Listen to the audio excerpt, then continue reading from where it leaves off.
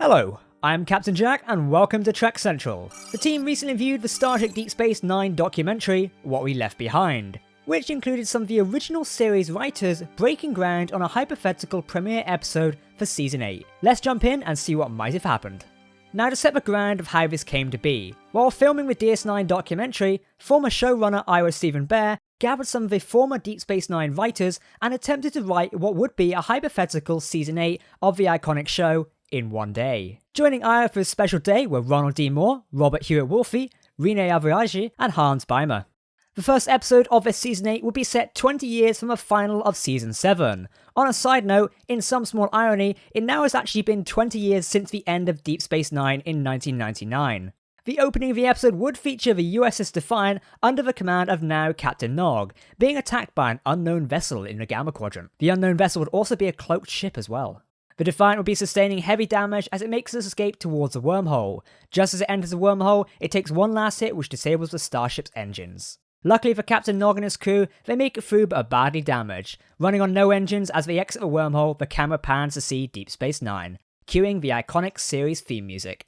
We would then cut to 2 weeks earlier where all of the former crew of DS9 would be getting contacted by Quark. Quark states that Vic Fontaine, the renowned singer of Quark's Holosuite and friend to the original crew of DS9, was actually dying. The crew, now 20 years since we last saw them, are all very different people.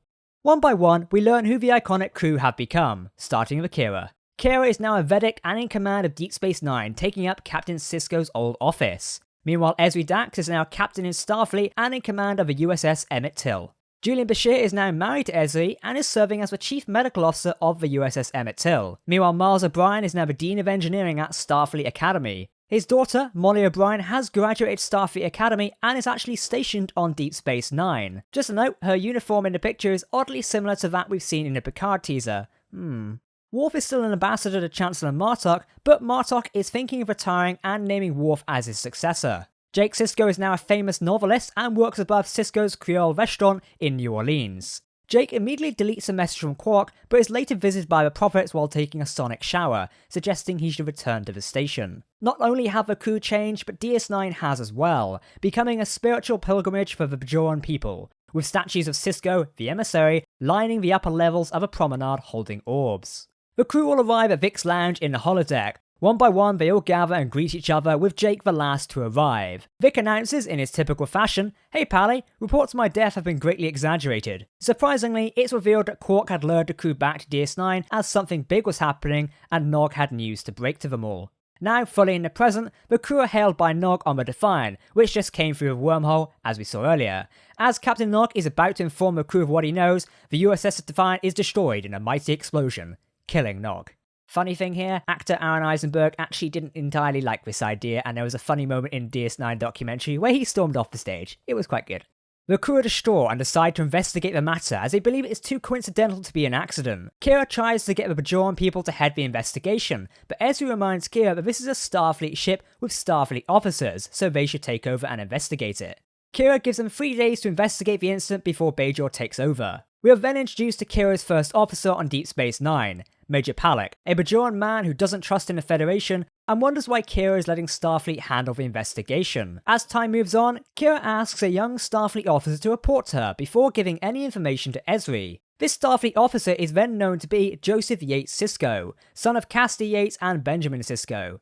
As he looks out of a promenade window, Jake Sisko greets him. They have a warm greeting, and then Jake says, "I saw him. I saw our father," as it fades to black. Meanwhile, while this is going on, Worf beams down to a cave system on Bajor and meets with an informant who has information about the Bajoran planet. This informant turns out to be Garak, who tells Worf that nothing's what it seems to be on Bajor or Deep Space Nine. Garak hands Worf a datapad, which shows Kira bringing Jem'Hadar soldiers into the Bajoran army. The context for Jem'Hadar were the former enforcers of the Dominion. Ezri learns that before Nog left for his excursion into the Gamma Quadrant, he had an argument with Vedic Kira about something. Upon being questioned about this by Ezri, Kira states that it is not relevant to the investigation and that she now wants him off her station.